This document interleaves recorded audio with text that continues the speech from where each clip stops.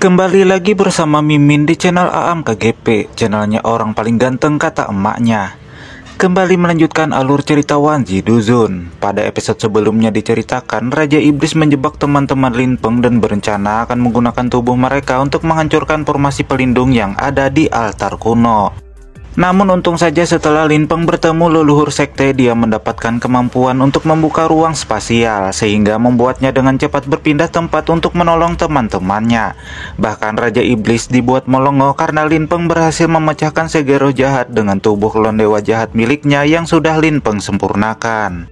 Setelah beberapa saat menyerap energi dari segero jahat, akhirnya Lin Peng berhasil menyelamatkan teman-temannya. Hal ini terlihat dari dua nona cantik yang saling berpelukan setelah terselamatkan dari situasi berbahaya yang menimpa mereka. Di sisi lain, nampak si nona iblis sangat terkejut karena segero jahat dapat ditahan dengan begitu mudahnya oleh Lin Peng. Bahkan mereka yang berada di ranah dewa tahap awal tidak akan mampu untuk melakukannya.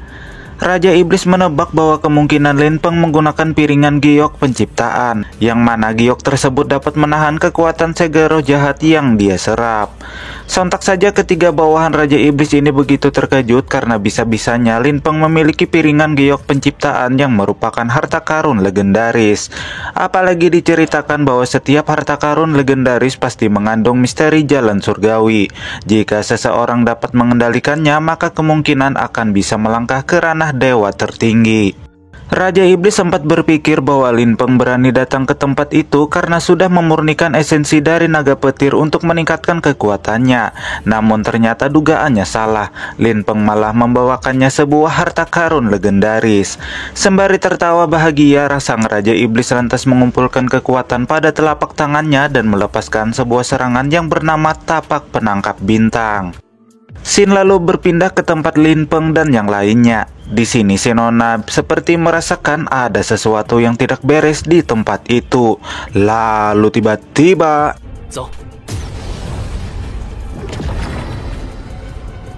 oh my god, tiba-tiba saja muncul sebuah retakan ruang spasial di atas langit tempat itu.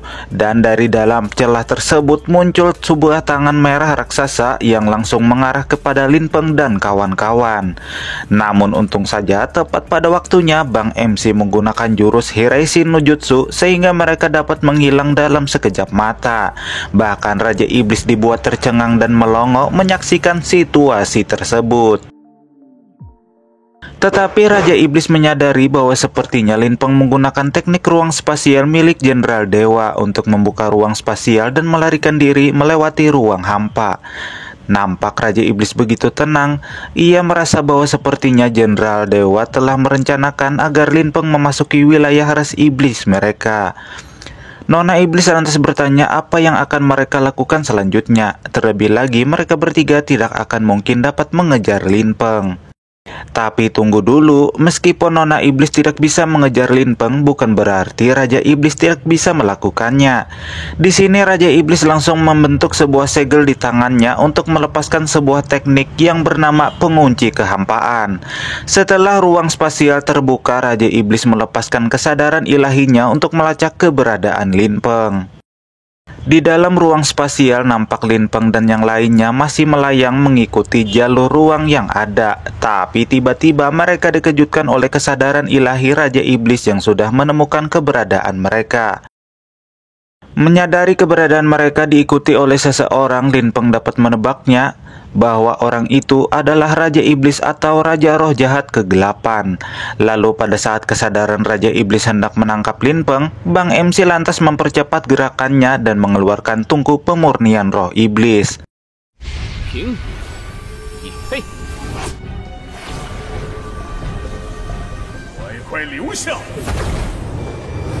Hantaman serangan Raja Iblis dengan tungku pemurnian menimbulkan hembusan kekuatan yang sangat kuat.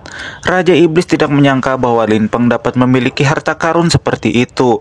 Bahkan saat ini kesadaran ilahi milik Raja Iblis diserap secara paksa ke dalam tungku pemurnian Roh Iblis, sehingga membuat tubuh Raja Iblis terluka.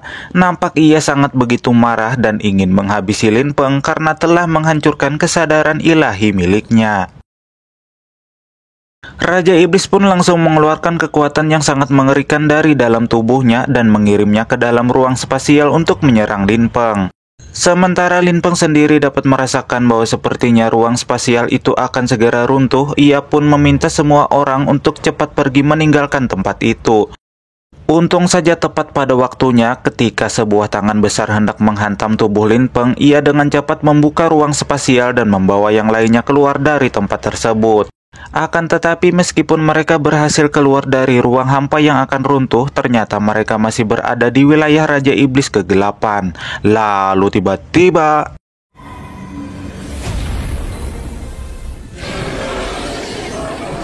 oh my god, tiba-tiba saja Raja Iblis Kegelapan muncul dari sebuah ruang spasial sembari berkata bahwa hari ini Lin Peng dan yang lainnya akan ditakdirkan untuk mokat. Lalu kemudian sang Raja Iblis membentuk sebuah formasi yang bernama Formasi Kegelapan Pemusnah Peri. Tiba-tiba saja pada saat formasi mulai terbentuk, aura kegelapan mulai berkumpul di langit membentuk sebuah pusaran. Melihat hal itu, para nona cantik begitu ketakutan karena sebagian dari mereka masih belum kawin. Energi hitam pekat mulai berkumpul dan membentuk sosok Raja Iblis Kegelapan berukuran raksasa. Bahkan sambaran petir merah mulai berkumpul di sana seolah-olah hukum langit akan turun. Tapi untung saja sebelumnya Lin Peng sudah membuat pelindung dari teratai api, sehingga untuk sementara waktu mereka semua masih aman dari serangan petir merah yang terus menyambar, yang mana kekuatan serangan itu bahkan melebihi ranah dewa tahap menengah. Si Nona menebak bahwa formasi tersebut merupakan sebuah formasi yang mengumpulkan kekuatan spiritual dari seluruh wilayah kegelapan.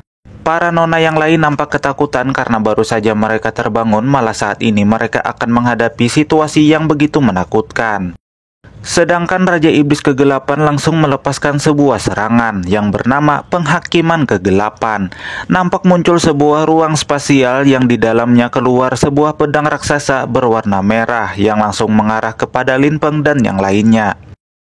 Melihat Lin Peng berada dalam bahaya, tentu saja Eyang Naga Bergola tidak akan tinggal diam. Ia pun langsung keluar dan menghalau serangan tersebut. Namun karena formasi kegelapan ini mengumpulkan seluruh kekuatan spiritual yang ada di wilayah kegelapan, yang kekuatannya bahkan dapat mengalahkan ranah dewa tertinggi atau Heavenly God, nampak Eyang Naga sedikit kewalahan untuk menahan serangan yang dilepaskan oleh Raja Iblis. Sementara di altar Kono, ketiga bawahan Raja Iblis hanya dapat menonton tuan mereka yang sedang bertarung. Karena dengan kekuatan mereka bertiga tidak mungkin dapat memasuki arena pertarungan. Jika mereka nekat melakukannya, maka dapat dipastikan mereka bertiga hanya akan mengantarkan nyawa saja. Nampak Eyang Naga membentuk sebuah perisai untuk menahan serangan berikutnya. Sementara Xiao Tian begitu kesal karena Raja Iblis ini begitu licik, malah menjebak mereka ke dalam formasi pemusnah tersebut. Eyang Naga meminta mereka agar jangan khawatir, meskipun saat ini kekuatan Eyang Naga hanya 1/10 dari kekuatannya di masa kejayaannya, tapi itu sudah cukup untuk menghancurkan Raja Iblis Kegelapan. Eyang Naga lantas memanggil piringan geok penciptaan, yang mana kekuatan piringan geok penciptaan ini dapat membentuk beberapa planet. Nampak piringan geok penciptaan saling berhantam dengan pedang milik Raja Iblis. Namun karena kekuatan geok penciptaan sangat kuat, pedang penghakiman kegelapan milik Raja Iblis langsung meledak dan lenyap.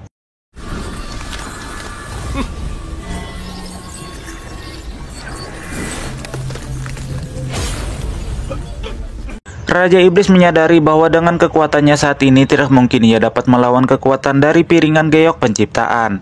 Namun saat ini ia hanya dapat membuat sebuah rencana. Tapi belum sempat dia melaksanakannya, tiba-tiba saja Lin Peng muncul dan menggunakan tungku pemurnian roh iblis untuk menyerap Raja Iblis Kegelapan beserta formasi penghakiman yang dia susun. Nampak aura kekuatan berwarna ungu mulai menyerap sosok raksasa dari Raja Iblis ke dalam tungku pemurnian.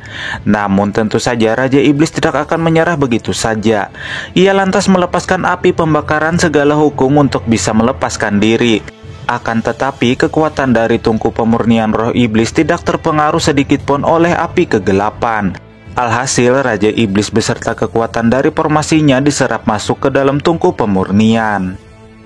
Sembari berteriak meminta tolong, Raja Iblis berjanji bahwa dia akan membalas perbuatan Lin Peng tersebut. 算你有点见识，可以安息了。 Sementara teman-teman Lin Peng yang lainnya begitu senang karena Lin Peng berhasil mengalahkan Raja Iblis dan menyelamatkan mereka semua dari situasi yang sangat berbahaya.